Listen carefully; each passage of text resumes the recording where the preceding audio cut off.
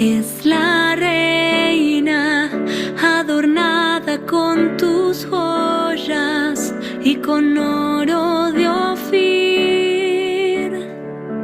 Es la reina adornada con tus joyas y con oro de Ofir. Una hija de reyes está de pie a tu derecha. Es la reina adornada con tus joyas y con oro de Ofir. Es la reina adornada con tus joyas y con oro de Ofir. Escucha, hija mía, mira y presta atención. Olvida tu pueblo y tu casa paterna, y el rey se prenderá de tu hermosura. Él es tu Señor, inclínate ante él. Es la reina adornada con tus joyas y con oro de Ofir. Las vírgenes van detrás, sus compañeras la guían con gozo y alegría.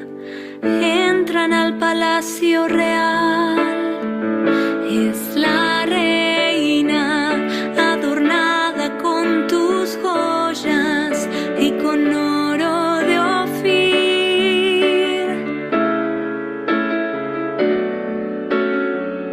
Es la reina adornada con tus joyas y con oro de Ofir.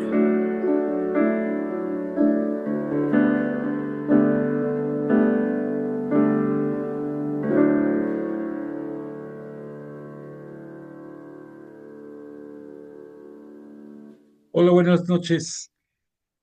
Gracias de que nos volvemos a encontrar por la misericordia divina. Hoy día, lunes 7 de julio del año 2025, en nuestro espacio virtual de Biblia, para continuar con nuestro estudio sobre el bello libro del Apocalipsis, que a través de la Biblia y del libro escrito por el padre Carrillo Alday estamos reflexionando. Pero vamos a comenzar, como todas las ocasiones, como es debido, dándole honor y gloria a Dios a través de Jesús de Nazaret, y te invito a que juntos digamos en el nombre del Padre, del Hijo y del Espíritu Santo. Amén. Padre nuestro que estás en el cielo, santificado sea tu nombre. Venga a nosotros tu reino. Hágase tu voluntad en la tierra como en el cielo. Danos hoy nuestro pan de cada día. Perdona nuestras ofensas, como también nosotros perdonamos a los que nos ofenden. No nos dejes caer en tentación y líbranos del mal. Amén. Damos gloria también a la Virgen María y decimos: Dios te salve María, llena eres de gracia. El Señor es contigo. Bendita eres entre todas las mujeres y bendito sea el fruto de tu vientre, Jesús. Santa María, Madre de Dios, ruega por nosotros pecadores, ahora y en la hora de nuestra muerte. Amén. Gloria al Padre, al Hijo y al Espíritu Santo, como era en el principio, ahora y siempre, por los siglos de los siglos. Amén. E invocamos al Espíritu Santo y decimos: Oh Espíritu Santo, don de Dios y fuerza de lo alto, fuente de agua brotante de vida eterna, desciende y more en nuestros corazones. Haznos verdaderos adoradores del Padre. Condúcenos a la plenitud de la verdad y transfórmanos en testigos de Jesús para llevar su nombre hasta los confines de la tierra. Amén. Bueno, pues le agradecemos anticipadamente a Jesús de Nazaret y a su Espíritu Santo, el Espíritu Santo, que nos tengan la gracia de acompañar esta noche, como siempre, entre nosotros, para ayudarnos a reflexionar correctamente acerca de toda la extensión y el alcance de la palabra de Dios que conocemos de los libros de la Sagrada Escritura a través de Jesús de Nazaret. Y tenemos la intención particular esta noche de pedir por todas aquellas personas que han sufrido detrimento en sus posesiones, muchos incluso perdiendo seres queridos por las inundaciones tremendas que se han dado en muchas zonas del mundo, zonas que no pensábamos antes que pudieran ser de riesgo, ahora se están manifestando en grandes ciudades y con acumulación de lluvias e incluso en algunas otras partes nevadas pavorosas que han llevado a un número muy grande de damnificados, a pérdidas muy grandes desde el punto de vista material y, por supuesto, muchas pérdidas de vida. Que Dios tenga en su gloria a todos los que han perecido en estos eventos y que les dé fortaleza y les dé conformidad a todos sus familiares para poder volver a comenzar y seguir adelante en esta vida. Que así sea. Bueno, y te quiero hacer un comentario. Notaste que esta noche comenzamos nuestra clase con, con el salmo también que ya habíamos puesto la clase pasada, el salmo número 45, que tiene el nombre de Epitalamio Real. Esto lo hicimos porque recibí algunos comentarios de nuestros seguidores en que tenían duda qué significaba concretamente el nombre de Ofir, el oro de Ofir. Y aprovecho la oportunidad para decirte que este bello salmo que ya te comenté pertenece a la época de los hijos de Coré, o sea, más o menos por la época en que Moisés fue el intercesor para tener el decálogo del Sinaí, más o menos por esa época, 1250 años antes de Cristo. Se presume, se cree que este salmo pudo en un momento dado tener un origen pagano, desde el punto de vista de que no se tiene precisión, pero algunos creen que dentro de la vida del rey Salomón, en su momento, él tuvo muchísimas esposas, mujeres, concubinas, porque era lo usual en aquella época entre los grandes poderosos reales, y se presume esta ciudad de Ofir, aunque en la actualidad no se tiene una claridad exacta de dónde está ubicada, es probable que corresponda a una gran ciudad en lo que actualmente pudiera ser la nación de Yemen. Hablemos en aquella época, pues estamos hablando probablemente de una zona de Arabia. Otras personas, otros apologetas y otros eh, estudiosos de la Biblia la ubican probablemente cerca de Etiopía, otros la ubican dentro de la India, pero lo que sí es cierto que es probable que si tiene un origen pagano, pudo haber sido de la unión de Salomón con la famosa reina de Saba. Es probable que los sabateos fueran ciudadanos o fueran gente ilustre de esta ciudad de Ofir y que dentro de sus particularidades tenía mucha riqueza natural en cuanto a metales preciosos como el oro y la plata, abundantes y de gran calidad, además de muchas esmeraldas, piedras preciosas y joyas que nos hablan que estuvo recibiendo el rey Salomón por un buen tiempo durante su reinado. Pero ya hemos dicho que en la Biblia ya estamos acostumbrándonos que mucho de los contenidos tienen una aplicación, un segundo sentido, un sentido teológico. Y entonces aquí Lo que para nosotros es importante e interesante es que en esta descripción se menciona a la iglesia como la esposa de Jesús, como la esposa de nuestro Cristo y Señor, ya en tiempos posteriores y con un sentido religioso. Posteriormente no va a faltar algunos exégetas que vean en esto reflejado aún hasta la presencia de María Santísima como custodia y guía de la iglesia de su Hijo amado.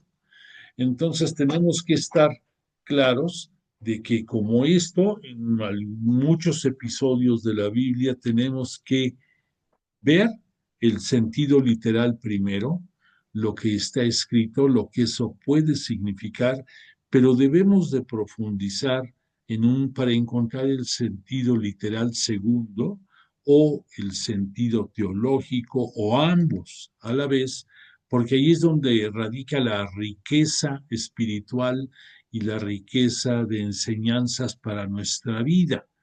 Y por eso podemos decir que la Biblia, aunque fue escrita en el devenir de miles de años, pues siempre la podemos actualizar y aplicar a nuestra vida diaria. Eh, pero para eso necesitamos el profundizar en su conocimiento, el acercarnos a las fuentes correctas de enseñanza y acercarnos también a personas que nos puedan dar luces para entender mejor el contenido de los escritos sagrados.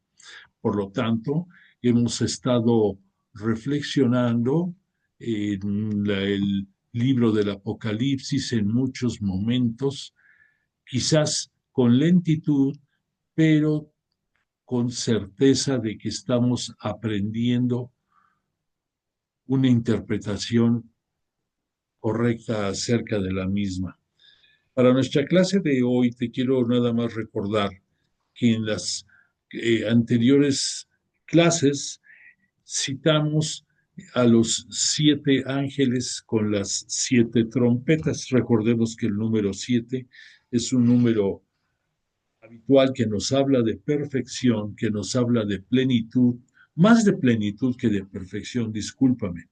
De perfección sería más bien relacionado al número 3, pero 7 sería plenitud.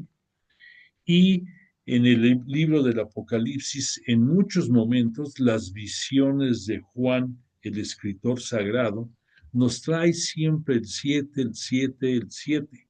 Lo interesante es que hemos llegado en el estudio de este libro a la parte central del contenido y la parte, pudiéramos decir, eh, si habláramos en palabras llanas, si habláramos de un sándwich, ya vimos lo de una tapa, nos queda por ver lo de la otra tapa, pero estamos ahorita en la parte central, viendo el contenido del sándwich, el contenido, lo sustancial de este alimento. Entonces, en alusión a esta estampa de las 7 ángeles con sus trompetas, pues en pocas palabras, de una manera figurada, nos hablan de los episodios finales de la existencia, de la vida, del mundo. En pocas palabras, vimos que cada quien nos iba anunciando partes interesantes acerca de lo que sucedería en los tiempos finales. Eh, y ahora estamos adentrándonos en el terreno en el que estamos viendo el siguiente capítulo, que es el capítulo 12, altamente rico en presencia de, de la mujer en el Apocalipsis, y al hablar de la mujer en el Apocalipsis, debemos de entender que nos está hablando mucho tanto de la iglesia en los tiempos que se estaban viviendo de acoso por parte del Imperio Romano, de aquellos tiempos, como también la historia que se había estado viviendo en siglos anteriores, pero en una manera actual. Recordemos que es interesante que Juan, el escritor, está contemplando el salón celestial. Entonces, este es un elemento importantísimo porque en esa visión nos está presentando en tiempo, pudiéramos decir, real de su visión, momentos ya vividos en la antigüedad, otros que se estaban viviendo en la actualidad de esos años y otros lo que se veía que vendría en el futuro, pero todos reunidos en un momento presente, algo muy importante.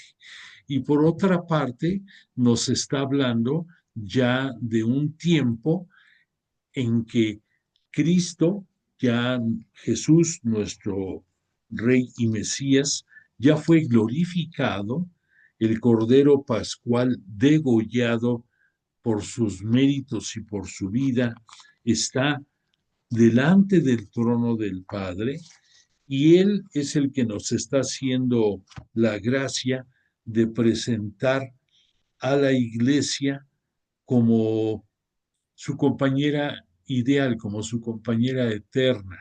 Y nosotros, seguidores de Cristo, dentro de su santa iglesia cristiana católica, la única fundada por él, pues ahí estamos contemplando también la presencia de María Santísima, la siempre Virgen María, Madre material, junto con el Espíritu Santo de Jesús, y que gracias a ella, punto número uno, él pudo venir al mundo para desarrollar toda su, toda su misión que tenía encomendada por el Padre.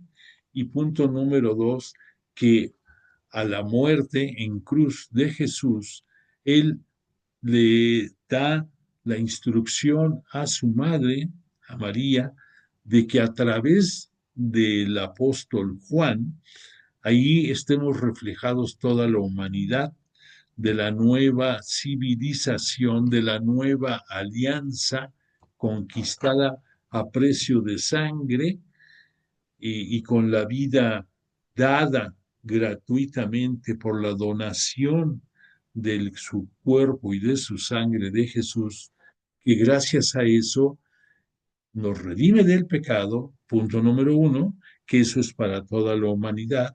Por otra parte, nos hace formar parte de la nueva Israel, del nuevo pueblo de Israel, que ya no solamente va a ser los descendientes de la época de Moisés, que vieron en Yahvé Dios, Dios Padre para nosotros, al poseedor de su vida y de sus terruños y de toda su existencia, sino a todos los que ya hemos estado llegando posteriormente a este mundo y que formamos a ser parte de ese nuevo pueblo de Israel. Por lo tanto, ese es otro de los detalles interesantes de lo que está viendo Juan en esta visión celestial. Y por otra parte, también es muy interesante el ver que, vuelvo a precisar, que la presencia de María dentro de esta narrativa la vemos los que posteriormente llegamos a este mundo, ya con la riqueza de los escritos sagrados, con la riqueza de la evangelización que se fue dando durante ese primer siglo de nuestra naciente iglesia, pero que en los tiempos de Israel, en los tiempos del pueblo propiedad de Yahvé, era el pueblo judío. Entonces estamos hablando aquí de tres diferentes esferas relacionadas a este punto. La primera, lo que la iglesia significaba en el concepto cuando solamente existía Israel, el templo de Jerusalén, eh, todo el decálogo, la Torá, todo lo que emanaba de Moisés. Esa era una etapa. La segunda etapa, la descripción de lo que pasa ya con el nuevo pueblo de Israel, que después de la entrega del cuerpo y sangre de Jesús, se enriquece ese nuevo Adán que es el propio Jesús, esa nueva Eva que es la Santísima Virgen María, que van a dar desde ese instante en la cruz nacimiento a la nueva alianza. Ese es el segundo momento. Y la tercera es lo que nosotros, seguidores de Cristo, a través de María como guía de la Iglesia, estamos contemplando. Entonces, quiero nada más comentarte que el capítulo número 12 del Apocalipsis en la propia Sagrada Escritura es muy interesante y nada más quiero recordarte eh, algunos puntos medulares que ya empezamos a reflexionar la semana pasada y que hoy vamos a seguir profundizando. En primer lugar, nos dice, te voy a leer unos fragmentos del capítulo 12, dice en su versículo primero, apareció en el cielo un signo sorprendente, una mujer vestida de sol con la luna bajo sus pies y tocada con una corona de 12 estrellas. Está encinta y grita por los dolores de parto, por el sufrimiento de dar a luz. Apareció después otro signo en el cielo, un gran dragón rojo con 7 cabezas y 10 cuernos, que llevaba sobre sus cabezas 7 diademas, que barrió con su cola la tercera parte de las estrellas y se precipitó sobre la tierra.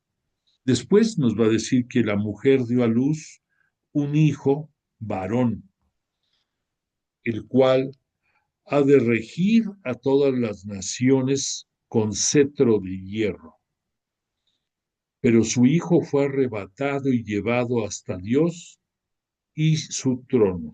O sea, hasta Dios y su trono, para que entendamos bien. La mujer huyó al desierto. Más adelante, entonces se entabló una batalla en el cielo.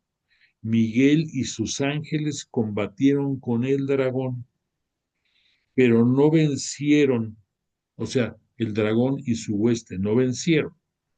El gran dragón, la serpiente antigua, el llamado diablo o Satanás, el seductor del mundo entero, fue arrojado a la tierra junto con sus ángeles. Ahora ya ha llegado la salvación, el poder y el reinado de nuestro Dios y la potestad de su Cristo. Ellos lo vencieron gracias a la sangre del Cordero y al testimonio que dieron de palabra y de obra. Ahorita te entramos a detalle. Bueno, de una vez. Ellos, al decir ellos aquí, sin que se diga exprofeso, nos está hablando de los seguidores de Cristo que al precio de su vida, de su sangre, dieron testimonio de fe en Cristo nuestro Señor y Mesías. Ellos, aquí la descripción nos habla de estos primeros mártires cristianos de nuestra religión. Después dice, cuando el dragón vio que había sido arrojado a la tierra, persiguió a la mujer que había dado a luz al hijo varón. Pero le dieron a la mujer las 2 alas del águila grande para volar al desierto, a un lugar lejos del dragón. Entonces el dragón vomitó de sus fauces como un río de agua cuando la mujer escapaba con intención de arrastrarla con su corriente. Pero la tierra vino en auxilio de la mujer. La tierra abrió su boca y absorbió el río vomitado de las fauces del dragón. Entonces, despechado contra la mujer, se fue a luchar contra el resto de sus hijos. ¿Quiénes son el resto de sus hijos de la mujer? Los nuevos cristianos. Muy bien. Y ya por último, en el capítulo 13, vemos que nos va a hablar, que vamos a ver eso también en el día de hoy, dice la narrativa en el libro, en la Biblia. Vi surgir entonces del mar una bestia que tenía 10 cuernos y 7 cabezas. El dragón le entregó su poder y su trono y le concedió gran poderío. Aquí llama la atención la descripción en que tú crees que esto corresponde únicamente a Dios, pero aquí se está refiriendo al poder que Dios le permitió tuviera el dragón, la serpiente, el maligno. Entonces, sí procede de Dios, pero nos está dando una descripción relacionada con el dragón que estás viendo aquí atrás de la mujer. Entonces la tierra entera siguió maravillado a la bestia. Se postraron ante el dragón. Ella abrió entonces su boca para blasfemar contra Dios, contra su nombre, el de su morada y el de los que moran en el cielo. La adorarán todos los habitantes de la tierra cuyo nombre no está inscrito desde la creación del mundo en el libro de la vida del Cordero degollado. El que tenga oídos, que oiga. El que ha de ir a la cárcel irá. El que ha de morir a espada morirá. Aquí se requiere la paciencia y la fe de los santos. Y después, para poder entender el contexto de entrada a nuestro estudio de hoy, escucha, continúa el versículo 11 del capítulo 13 del Apocalipsis. Vi luego otra bestia que surgía de la tierra. Sus 2 cuernos parecían de cordero, pero hablaba como una serpiente. Realiza grandes signos al servicio de la bestia, diciéndoles que hagan una imagen en honor de la bestia. Le concedieron el poder de infundir el aliento a la imagen de la bestia y que nadie pueda comprar nada ni vender, sino solo quien lleve la marca con el nombre de la bestia o con esa cifra en su nombre. Aquí está la sabiduría, que el inteligente calcule la cifra de la bestia, pues es la cifra de un hombre. Su cifra es 666, 666. Estos son lo que dentro del capítulo 12 y 13 del Apocalipsis nos cita la Sagrada Escritura. Y ya profundizando un poco en las reflexiones que el padre Carrillo nos da acerca de toda esta narración, vamos a continuar con lo que en la clase pasada estuvimos analizando y vamos a ver qué nuevas enseñanzas vamos a tener el día de hoy.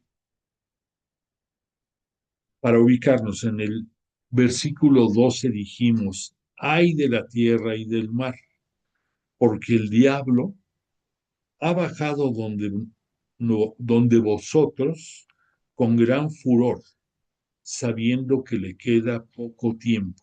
Punto número uno, el demonio, el tentador, sabe que le queda poco tiempo con relación al, a la duración de toda la historia de la salvación.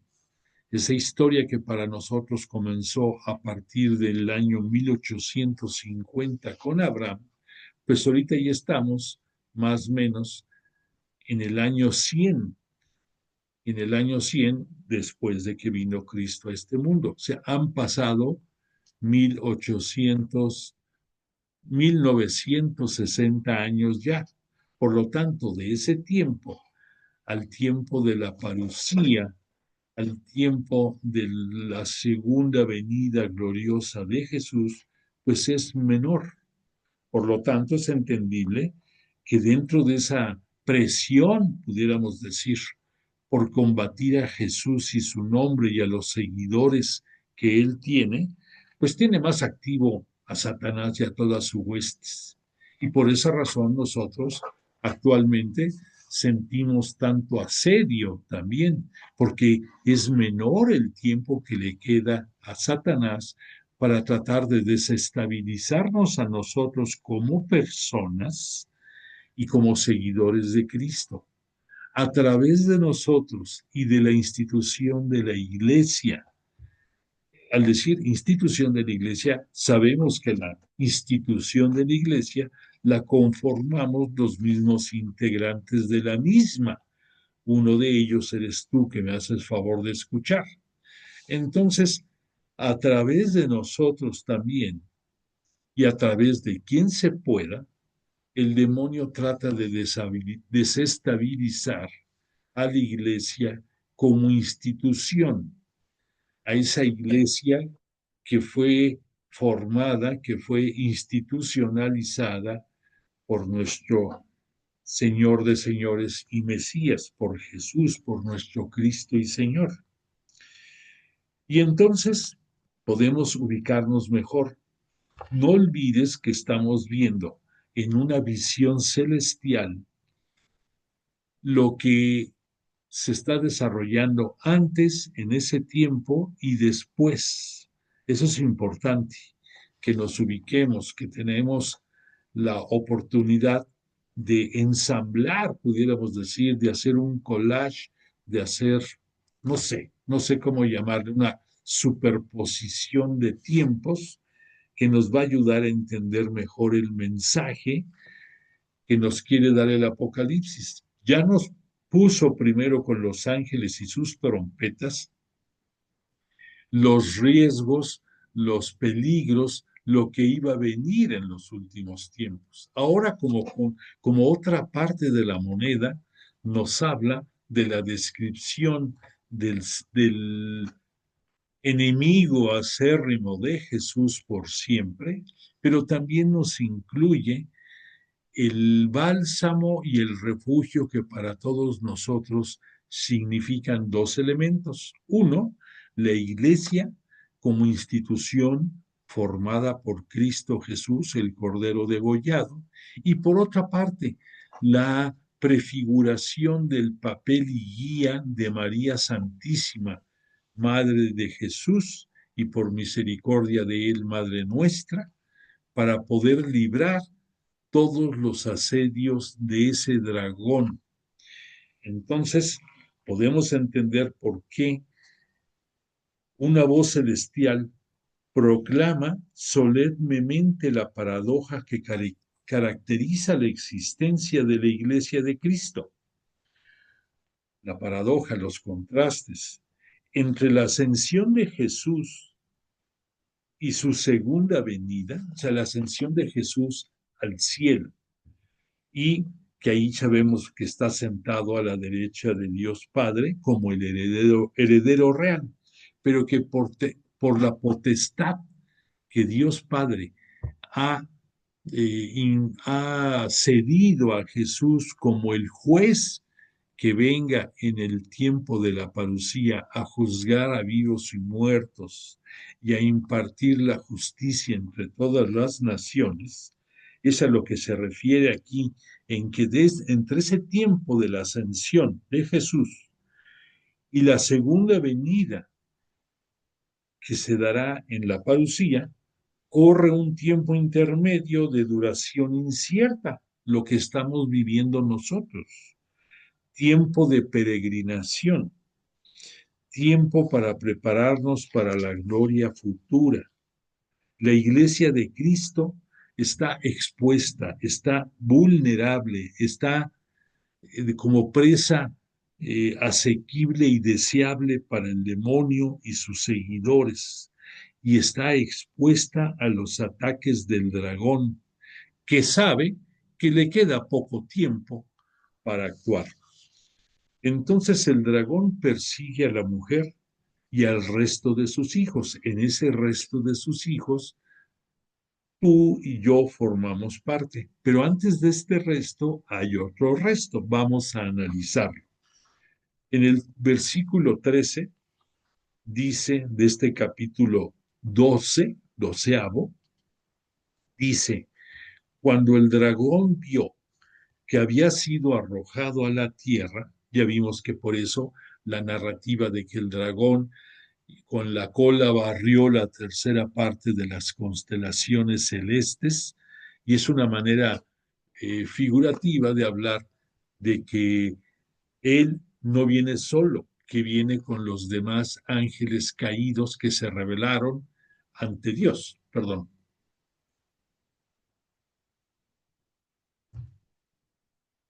Entonces dice, repito, cuando el dragón vio que había sido arrojado a la tierra, persiguió a la mujer que había dado a luz al hijo varón.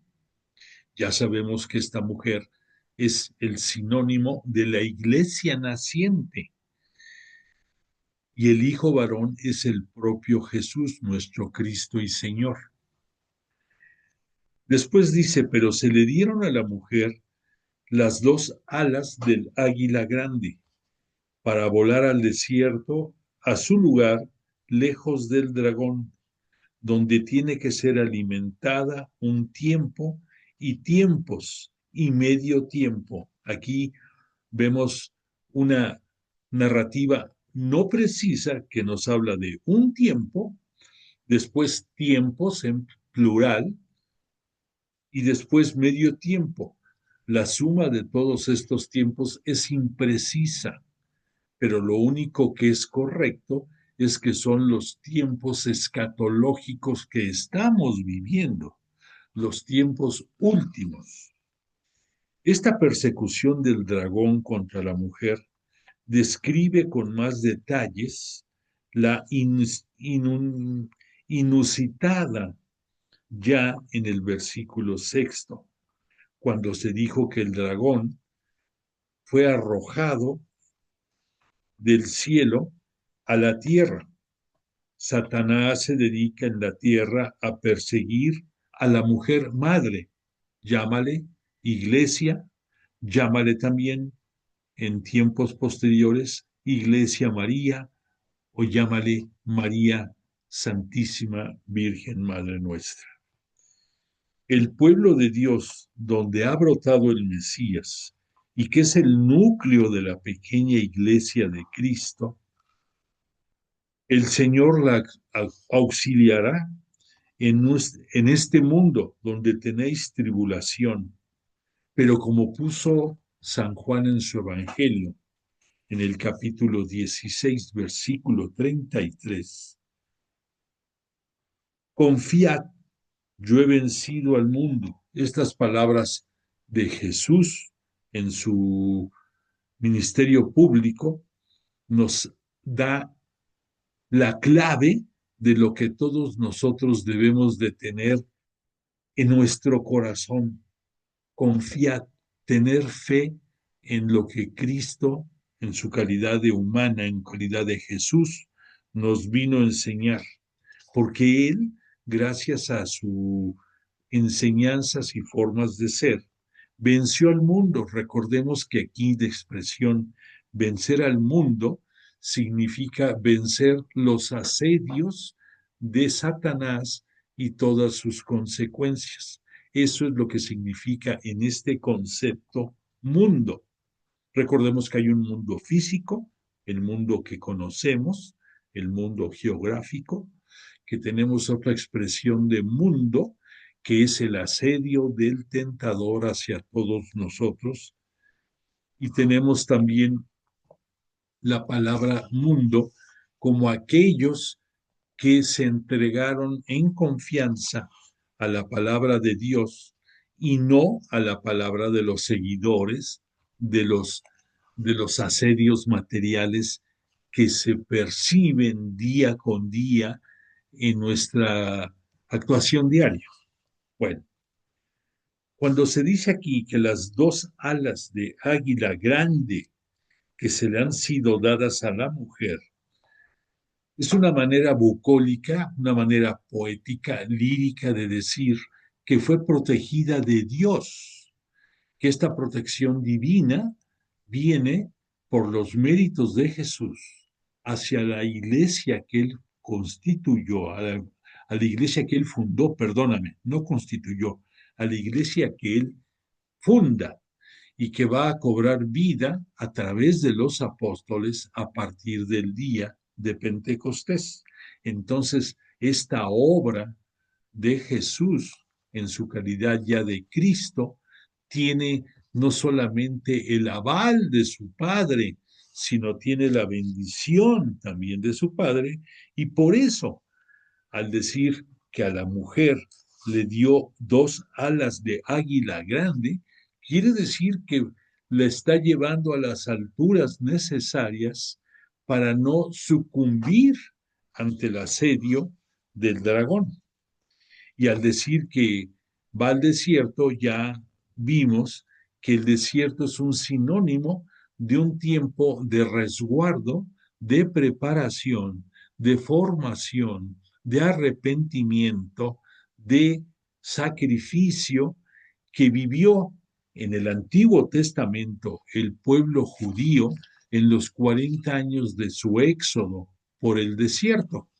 En este caso, no nos da un tiempo del cual está la mujer en el desierto, aquí, en este episodio. No lo precisa, pero sabemos lo que significa esa descripción.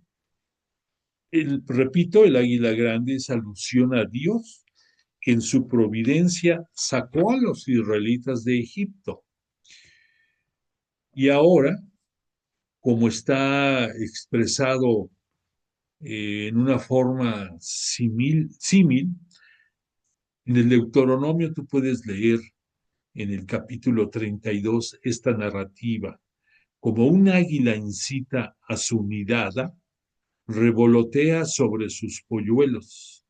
Así, él despliega sus alas y te toma y te lleva sobre su plumaje. Entonces, todos los que somos seguidores de la única santa Iglesia Cristiana Católica, vamos montados sobre esta águila, esta gran águila, que nos protege y nos hace llegar a las cercanías divinas. En el desierto, protegida contra los acechos del dragón, la mujer madre está alimentada por Dios. Aquí, date cuenta, en el Antiguo Testamento, el pueblo fue alimentado a través del maná.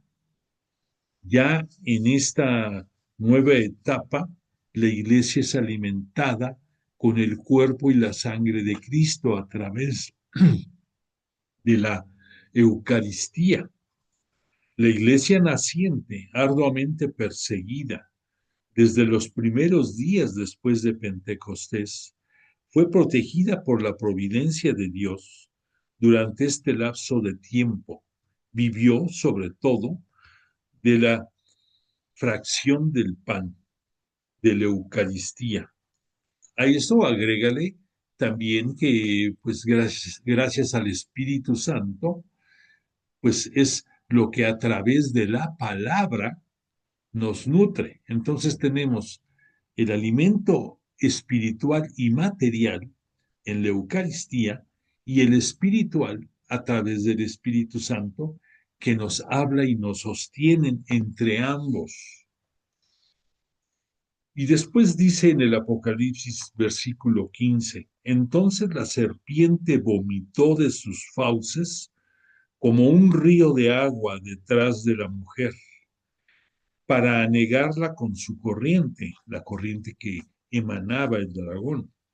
Pero la tierra vino en auxilio de la mujer. Abrió la tierra su boca y tragó el río vomitado de las fauces del dragón. Esto significa que podría ser esto un símbolo de lo que el Imperio Romano, aquí ya tenemos un actor que aparece en escena ligado al dragón.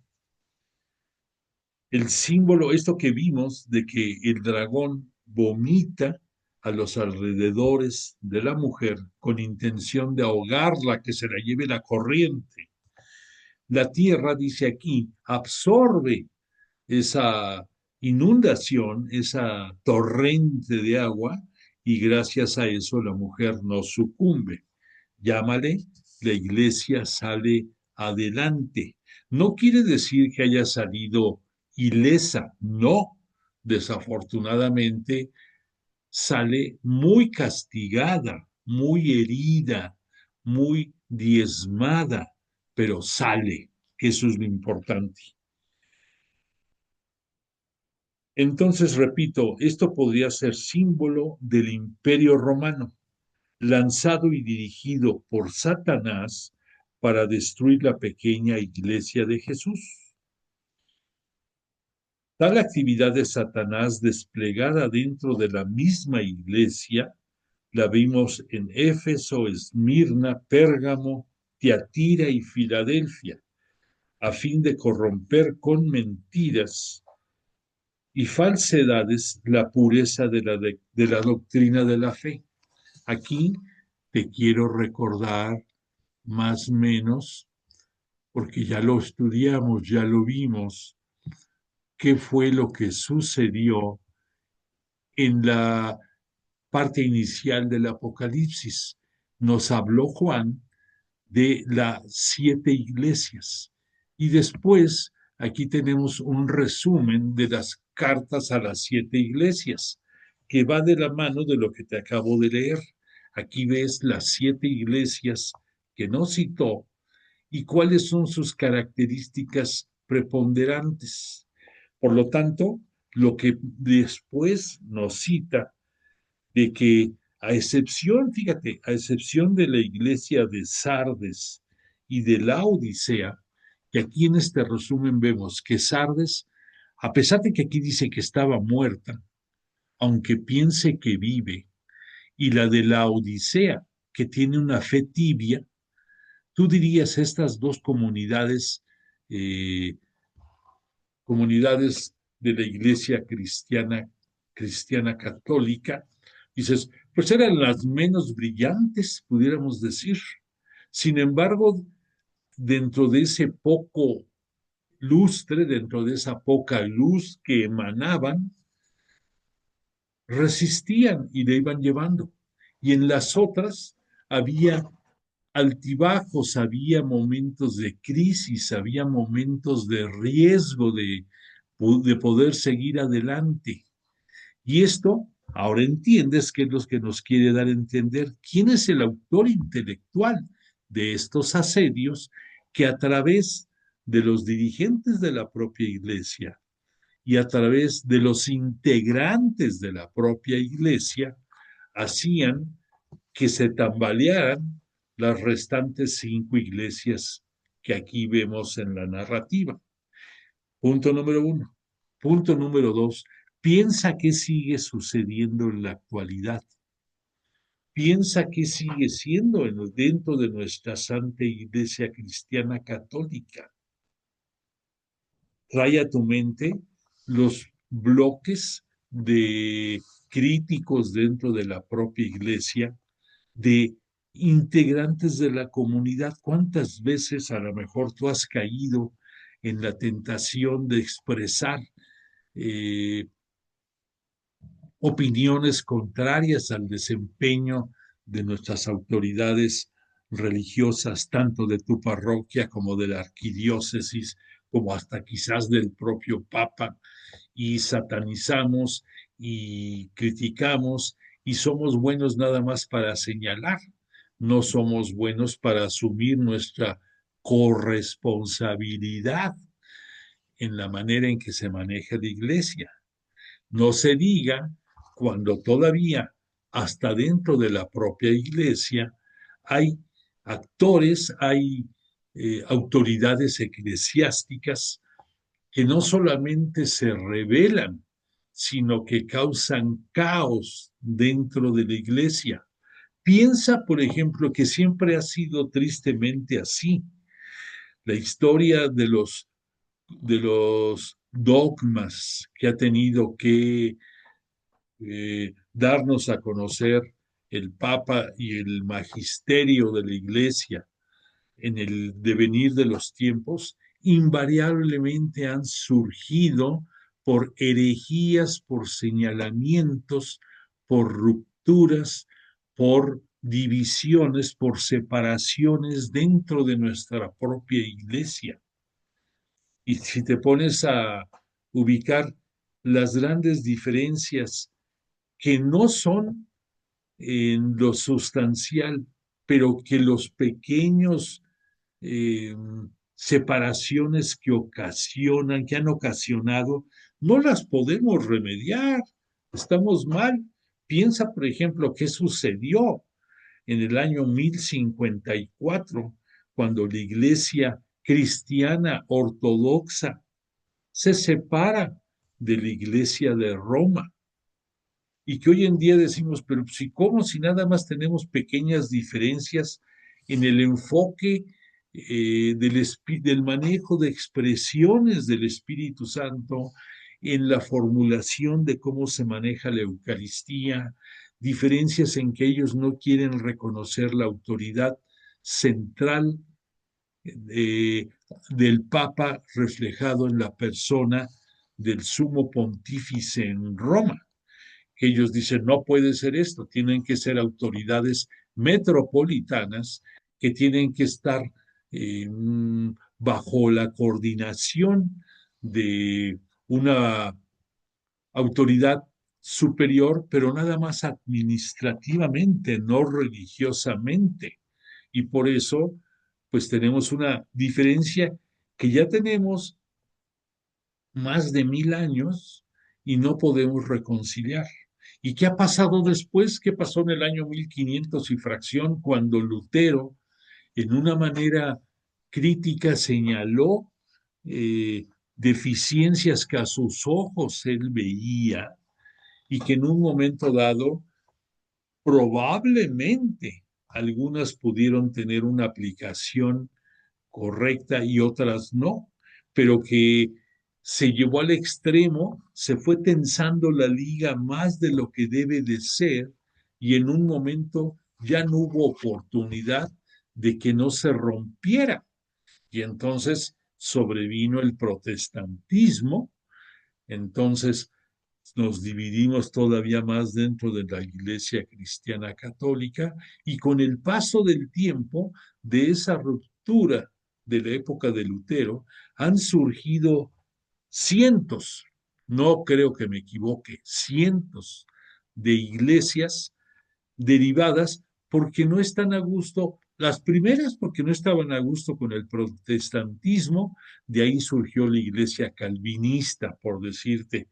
Después los integrantes del calvinismo, por no estar a gusto con lo que se veía, surge la iglesia, no sé, la iglesia anglicana, y de la anglicana se subdividen y surgen otras más, y de ahí pasa el tiempo y van surgiendo los seguidores, los testigos de Jehová, y van surgiendo los adventistas, y van surgiendo los, este, los hay tantas denominaciones que hay cristianas Y te das cuenta, dices, bueno, ¿qué estamos viendo nosotros? Estamos viviendo las consecuencias de esa presencia de Satanás al mover el corazón, la inteligencia y las intenciones de los dirigentes dentro de la propia iglesia y ha propiciado una, una segmentación innecesaria. Increíble que todos, reconociendo la grandeza de Cristo, reconociendo que Él es nuestro Señor y guía, que Él es el al que debemos de adherirnos en nuestra fe, pero lo hagamos de maneras distintas, tanto en el culto como en la forma, como en las actuaciones, como en la preparación, como en el desempeño de las comunidades. Dices, es increíble. Dices, ¿cómo es posible que hemos llegado a tanto? Y todo esto, date cuenta que aquí viene mencionado en el análisis de lo que en estas 7 comunidades pasó en el principio de la Iglesia Cristiana Católica. Bueno, pues esto que nos sirva de enseñanza a todos nosotros, para que podamos seguir, para que podamos de nueva cuenta ver a Cristo como el gran imán, ese imán que atrae los metales y que la fuerza de este imán nos vaya de nueva cuenta acercando a todos los que creemos en Cristo, que podamos entendernos y que podamos darle gloria y culto a Dios a través del Cordero degollado y fundador de la Santa Iglesia Cristiana. Que nosotros, que somos parte de la católica y que decimos que es la única porque fue la que fundó Cristo, en primer lugar, que lo llevemos a la práctica. Y al llevarlo a la práctica, que esa misericordia, que esa tolerancia, pudiéramos decir, que esa aceptación vaya abriendo nuestro corazón para reconocer en las demás iglesias cristianas que son hermanos nuestros y que debemos de limar asperezas para como un solo rebaño poder llegar al reino de los cielos. Bueno, continúo. La guerra del dragón contra la descendencia de la mujer.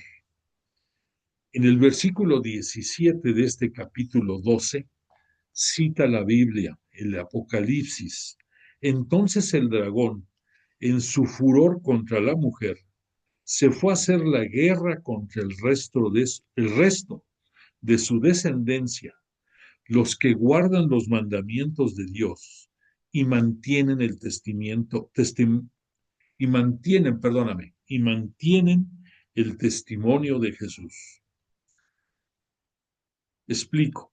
En la imposibilidad de destruir a la pequeña comunidad que había dado luz al Mesías, el dragón va a tratar de aniquilar a sus demás fieles mediante la persecución y la muerte. Por esa razón, fue el detonante que Nerón y que posteriormente en Domiciano, haciéndolos creerse que la soberbia que los dominaba era la correcta y que Roma era la ciudad Dios y que ellos eran la presencia divina en este mundo, fue por lo que se dio esas persecuciones contra los cristianos tan brutales. Esta persecución romana, inspirada por el dragón, inspirado por esas antiguas serpientes. Entonces, mientras el dragón permanezca en la tierra, el pueblo de Dios del que nació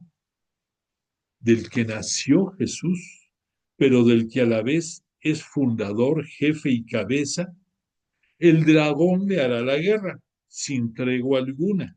¿Y por qué? Porque sabemos que el dragón es en sus inicios un ser espiritual, por lo tanto es un ser con mayores alcances de todo tipo que cualquier humano, pero nunca a la altura de Dios. Es una criatura espiritual creada por Dios desde antes del tiempo de la formación del mundo, que ante su revelación por soberbia de no querer obedecer a Dios porque se pensaba él del mismo alcance, pues simple y sencillamente Dios no tuvo necesidad ni siquiera de él hacerlo, sino a través de sus servidores, a través concretamente del arcángel Miguel, que sabemos que es quien como Dios, príncipe de las milicias celestiales, combatiera a Satanás y a todos sus seguidores y los lanzaran a la tierra. Ya hemos hablado que qué triste que fueron lanzados aquí y qué triste que por ser lanzados aquí, en su afán de combatir a Jesús, porque Jesús, además, punto número uno, es el unigénito de Dios, que ya por ese simple hecho, pues no lo acepta Satanás. Y por otra parte, porque Jesús dentro de su unción hipostática goza de la divinidad celeste, pero también tiene la divinidad terrestre.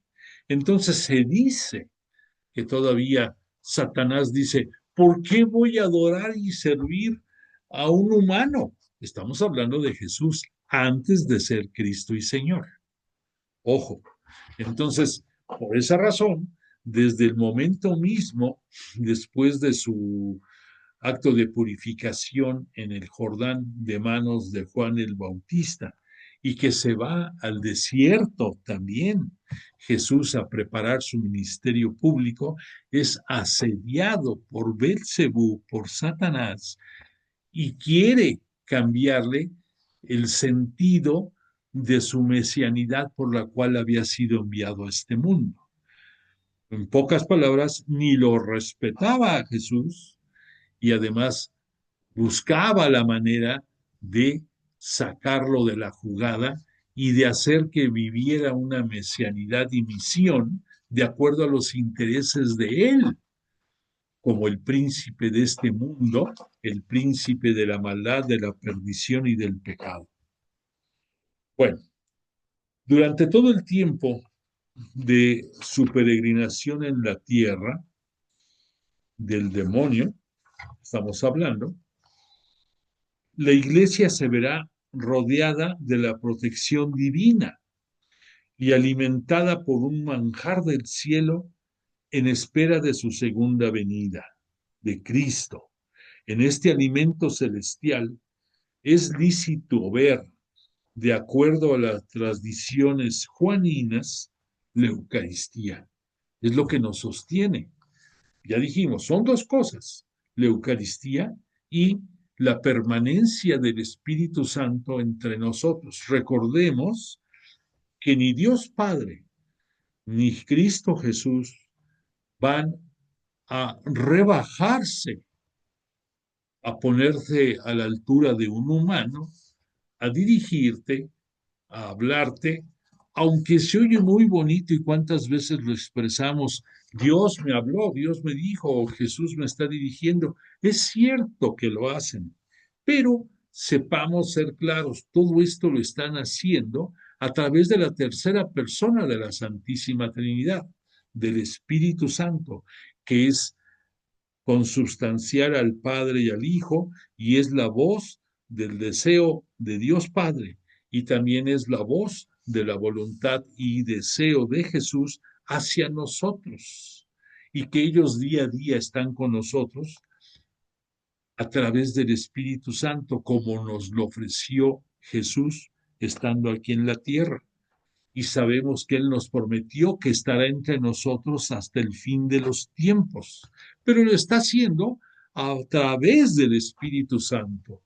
De ahí gran parte de la importancia de que tú y yo y muchos estemos tratando de entender mejor al Espíritu Santo, porque pudiéramos decir es el gran olvidado dentro de la Santísima Trinidad y que únicamente en los últimos 70 o 80 años ha cobrado la actualización necesaria para que le demos cabida en nuestro día a día y en nuestras necesidades espirituales para poder seguir adelante en este mundo. Entonces, mientras esté la Eucaristía y mientras el Espíritu Santo también se encuentre, al decir esto de que mientras estén, en pocas palabras sería hasta el último de los días en que Cristo nuestro Señor en esa nube celestial descienda con todo el poder y la gloria para juzgarnos a los vivos y a los muertos y a impartir la justicia entre las naciones, hasta ese momento, y gracias a la Eucaristía y al Espíritu Santo, estaremos protegidos. Y la Iglesia, fundada por Cristo nuestro Señor, también estará sobre esas dos alas de águila grande y no desfallecerá, pues será siempre alimentada por el pan del cielo.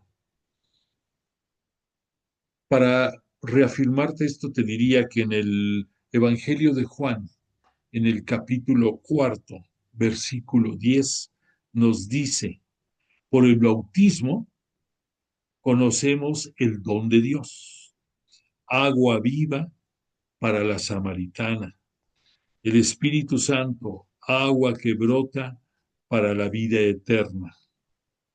Y esto, si tú quieres actualizarte un poquito más, lo puedes ver reflejado en el Catecismo de la Iglesia Católica, en sus números 395 y 396. Te ayudará a través de esta fenomenal obra que fue coordinada por el difunto Joseph Ratzinger, el alcance de lo que estamos estudiando ahorita. Ahí esto y muchos conceptos más te acabará de ubicar. Como una nota adicional a lo que significa la mujer del Apocalipsis, te quiero decir que para captar el rico contenido teológico de esta página bíblica, es de importancia capital constatar ante todo, existe una conexión, ya lo vimos en la clase pasada, entre el pasaje del Génesis capítulo 3, versículos 15 y 16, y con los elementos adicionales de la serpiente dragón, la mujer y su linaje.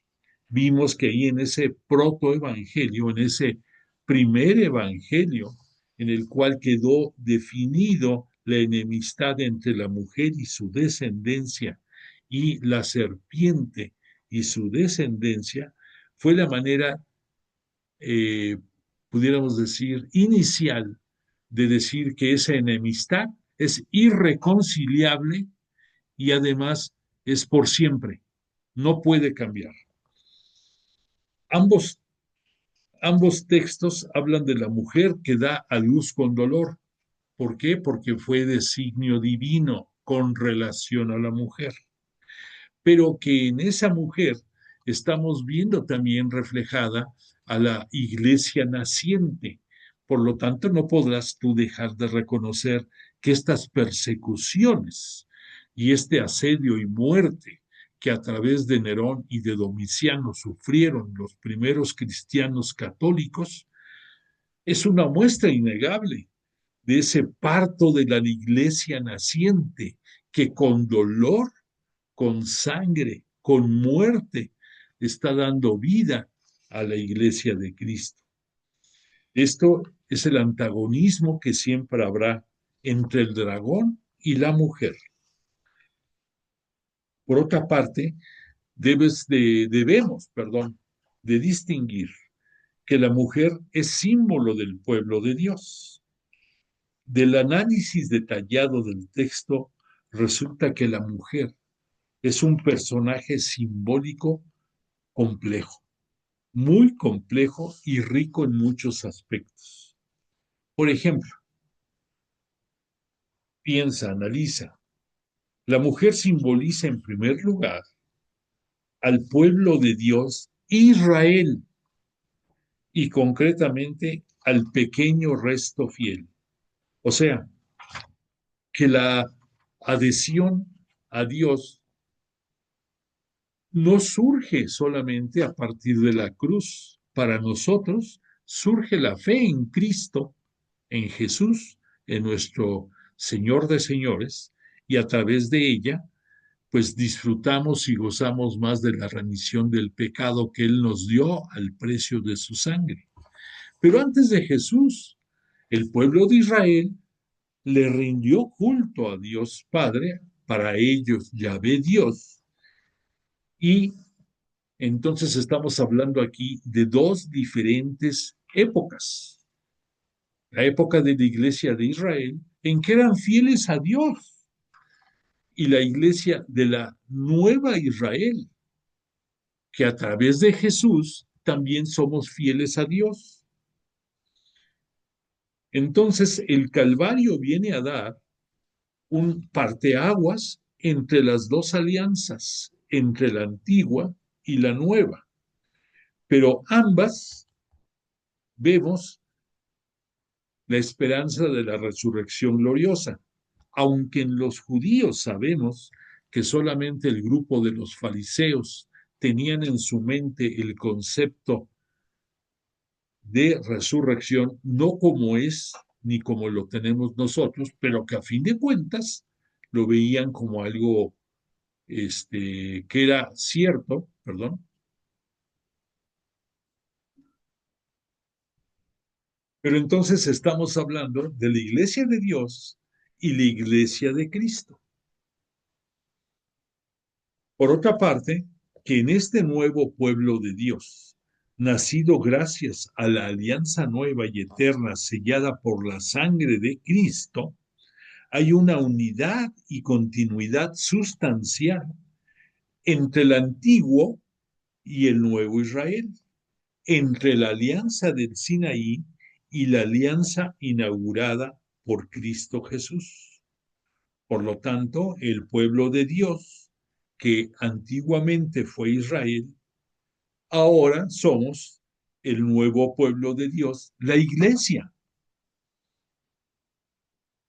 Por lo tanto, si reconocemos que dentro del pueblo judío hubo algunos que reconocieron a Jesús como Mesías, ellos son ese famoso resto fiel que nos habla el Apocalipsis. Entonces están contemplados ellos, ese resto fiel, dentro de la narrativa del Apocalipsis. Pero la mujer simboliza de manera eminente a la iglesia celeste y definitiva. O sea, para nosotros pensamos en automático, iglesia María, iglesia mujer, iglesia esposa de Jesús. Pero dentro de esa institución, no olvidemos que hay un resto de judíos de Israel que también creyeron en Jesús.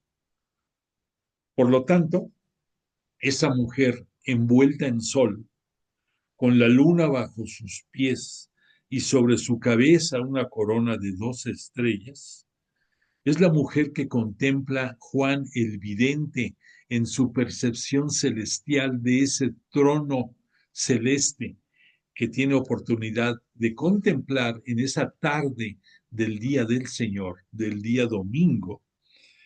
Y la mujer que contempla el vidente en el esplendor de una majestad celestial no es propiamente hablando el pueblo de Dios en su manifestación concreta y terrenal. Ella es más bien, la mujer, la modelo y el arquetipo. Nosotros lo vemos allí en toda su pureza y sabemos que ella ha estado desde el principio presente en el cielo, al lado de Dios, o sea, la mujer. Y en esa mujer, simbolizado después la Iglesia de Israel y también posteriormente la Iglesia de Cristo. Y repito, y como denominación común, la de la Iglesia formada por todos los integrantes de la única Santa Iglesia Cristiana Católica. Eso no se puede decir de la época judía de la antigua alianza, pero sí como institución, pues forman parte de esta historia de la Iglesia de Dios, que a través de Jesús conocemos, vivimos y practicamos. Esta mujer que es el arquetipo de la iglesia, la mujer del Apocalipsis, es el gran signo en el cielo, una mujer celestial representando a la iglesia divinamente predestinada y por consiguiente eterna e indestructible. Es una mujer que sufre al dar a luz al Mesías y es perseguida juntamente con sus hijos por las fuerzas del mal. Ya hablamos de esto.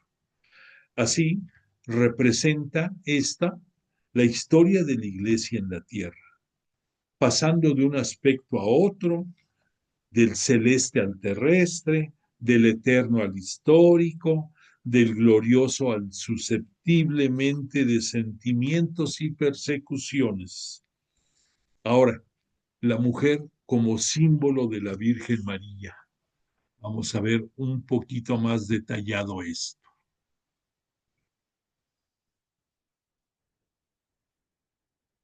Ante todo, hay que partir de una realidad. El Mesías en concreto fue Jesús y la madre histórica de Jesús fue María de Nazaret. Un dato que no es lícito pasar por alto es que el libro del Apocalipsis pertenece a las tradiciones juaninas, a las tradiciones de Juan el Evangelista. Ahora bien, en el cuarto evangelio, María, la madre de Dios, María, la madre de Jesús, que sabemos que Jesús es Dios, pero lo correcto aquí es que diga yo. En el cuarto evangelio, María, la madre de Jesús, es presentada con tres rasgos principales. Primero, es llamada misteriosamente la mujer. Acuérdate de la escena de María bajo la cruz a un lado de Juan, el evangelista y apóstol. Punto número 2. ¿Tiene María otros hijos además de Jesús? ¿Por qué? Porque Jesús le dice a ella, he ahí a tu hijo, no porque tenga físicamente otros hijos más. El punto tercero, esta maternidad espiritual está ligada al dolor. Y esos tres rasgos aparecen también en la mujer dentro del Apocalipsis. Siendo así, la mujer del Apocalipsis es símbolo del pueblo de Dios. Designa también a la Virgen María, la mujer concreta que fue la madre humana de Jesús, nuestro Cristo y Mesías, cuando ya después de muerto ascendió para ser glorificado. Claro. María, la madre de Cristo, se encuentra en el centro de la historia de la salvación. En ella, en ella opera la continuidad de las dos economías. Esta palabrita de economía significa la antigua alianza y la nueva alianza. Entonces, por una parte, dada la fecha en que se escribe el Apocalipsis, que estamos hablando, finales del año del primer siglo, y en el que fue incluido en el canon, que estamos hablando, más o menos del año 400, es imposible que el autor del capítulo 12, llámese Juan, teniendo en su mente a Jesús, no tomara en consideración también a María, su madre. Recordemos que Juan, dentro de sus encomiendas de parte de nuestro Mesías y Señor, le dice, he ahí a tu madre. Y por lo tanto también conlleva la custodia física de la propia madre de nuestro Cristo y Señor. Por lo tanto, en este claroscuro, pudiéramos decir, de, de expresiones, el hijo varón, llámese Juan, se entrevé al Mesías arrebatado gloriosamente al cielo, y ese fue concretamente Cristo Jesús. Pero en el mismo claroscuro es lícito descubrir que la mujer madre, a la Virgen María, que fue históricamente la madre de Jesús, es quien protege la iglesia y a todos nosotros, y que a su vez es protegida por Juan el Evangelista. Por lo tanto, no hay que olvidar que la iglesia no existe sino en las personas concretas. O sea, no se concibe una iglesia sin personas físicas.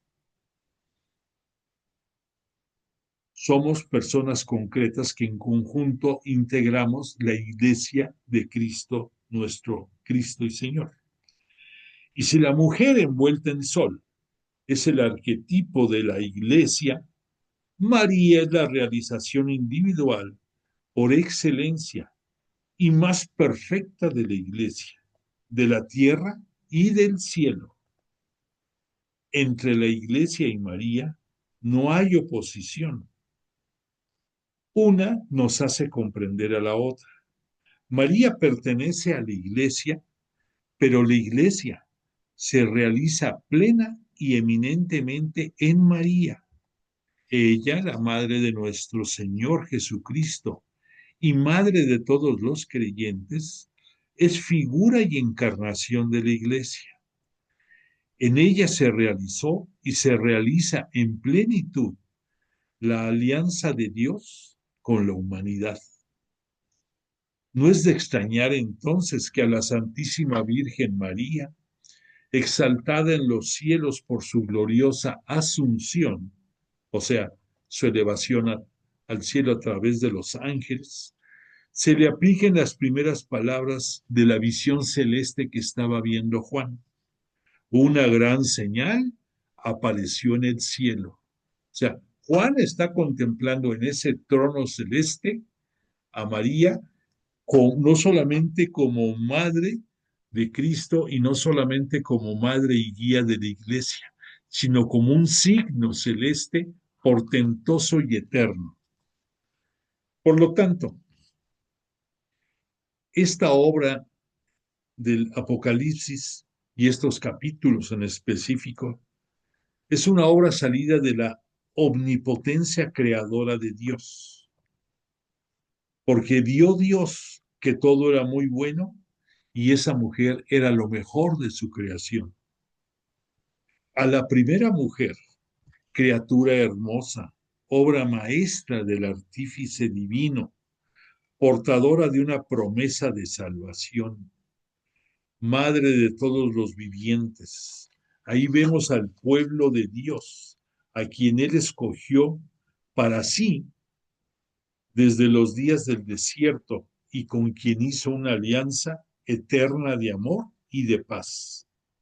Por lo tanto, el nuevo pueblo de Dios, la iglesia de Jesús, nuestra madre, el Israel espiritual, la nueva creación, la santa e inmaculada, la esposa de Cristo, es la iglesia, la esposa del Cordero, es la futura madre de la Jerusalén celestial y realizada ya inicialmente como una bienaventuranza. La Santísima Virgen María, la llena de gracia, madre del Jesús Mesías, realización concreta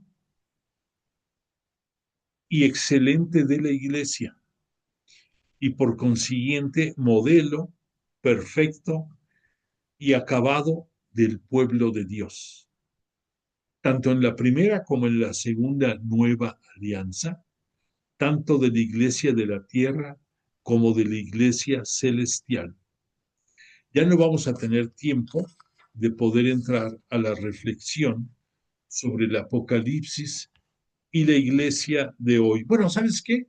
Si me perdonas, si nos volamos el canto de cierre, me gustaría terminar este episodio.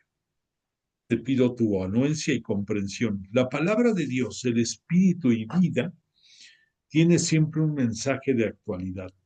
La entrega es el misterio de sus orígenes, lo que nos sostiene en el combate, lo que la iglesia está llamada a ser gloriosa aquí en la tierra y en el cielo. La Santísima Virgen María, miembro eminente del pueblo de Dios, dio a luz a Jesús Mesías, Salvador del mundo. Esto inquietó e inquieta siempre a Satanás y a sus ángeles. Por eso el asedio constante. Jesús, después de morir en el Calvario, nació para el cielo y ha sido glorificado, está vivo a la derecha del Padre y desde allí gobierna a su iglesia y al universo entero. La obra realizada por Jesús mediante su muerte y su resurrección fue salvación para los hombres y derrota definitiva del demonio y sus ángeles. En esta lucha y victoria han participado los seguidores fieles del Cordero, Cristo, los cuales han sido testimonio de Jesús en la entrega de su vida. La iglesia de Jesús existe y existirá en la tierra por un tiempo indeterminado y durante toda su peregrinación celeste estará dando a luz en medio del sufrimiento y de las acechanzas del demonio. Satanás, a pesar de su derrota sufrida y sabiendo que le queda poco tiempo, asesta duros golpes contra la iglesia de Jesús, sirviéndose de toda clase de medios. Ante todo, lucha por un orden espiritual, una lucha espiritual, ante todo. O sea, independientemente de lo material, su principal apetencia de Satanás es el espíritu, tu espíritu y el mío.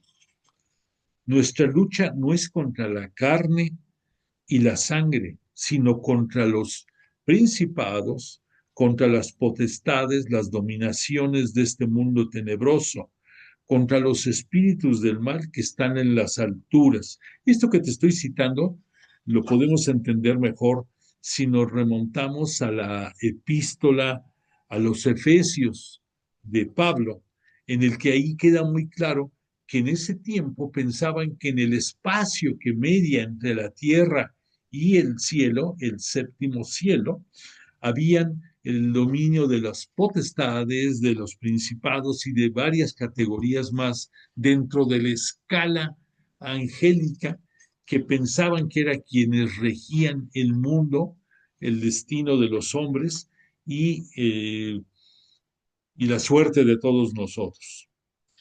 ¿No será lícito ver también en aquellas ocasiones que la madre personal de Jesús, del Mesías, la Santísima Virgen María, ha sido o es blanco de persecución y de ultrajes? Claro, inclusive por aquellos que se reclaman discípulos de su Hijo. Aquí ahora entiendes por qué tantos detractores dicen que la Virgen María tuvo más hijos. En fin, nos sacan historias inverosímiles e historias que lo único que buscan es confundir tu fe y la de tantos que desgraciadamente han sucumbido ante estos asedios. Con la iglesia está siempre la protección de Dios. Él la alimenta para que tenga vida eterna. La iglesia de Jesús, una vez terminado su tiempo de peregrinación en la tierra, cuando haya dado a luz al propio Cristo total como cabeza de la iglesia y tú como uno de sus miembros integrantes, llegará a la plenitud de ser será la celestial esposa del Cordero, Cristo Jesús, radiante con la luz de la eternidad. Por lo tanto, quiero cerrar estas reflexiones del día de esta noche, del día de hoy, diciéndote que qué triste que muchas de las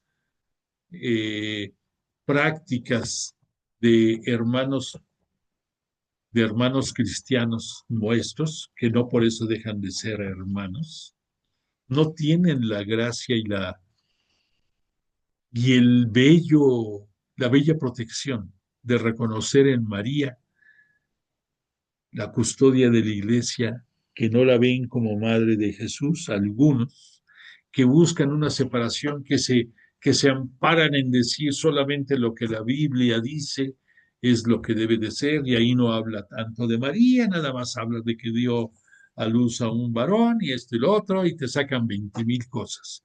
En la práctica no reconocen a María como la Theotokos, como se dice en griego, la más grande de todas las mujeres y para nosotros Madre de Dios. Y además, tristemente, que en muchas de las costumbres y usos en muchas comunidades cristianas tampoco tienen a la Eucaristía como el alimento fuerte que nutra su fe y su creencia. Entonces, repito, tristemente no tienen esas bendiciones de creer y darle culto también en la medida correcta, en esa hiperdulía que se le dice correctamente en la veneración a la Santísima Virgen, y tampoco, repito, tienen la Eucaristía como el alimento de la sangre y cuerpo de Cristo que espiritualmente nos nutre y que solamente algunos de ellos tienen el Espíritu Santo, a alguien que los mueve y los motiva. Pero nosotros, integrantes de la Santa Iglesia Cristiana Católica fundada por Jesús, nuestro Cristo y Señor, estamos completos. Pues agradezco tu presencia, más que nada agradezco la presencia de Jesús y de su Espíritu Santo entre nosotros. Por favor, da constancia de tu asistencia esta noche y deseo que tengas una magnífica semana y, si Dios lo permite, el próximo lunes continuemos con estos bellos análisis del Apocalipsis. Que descanses.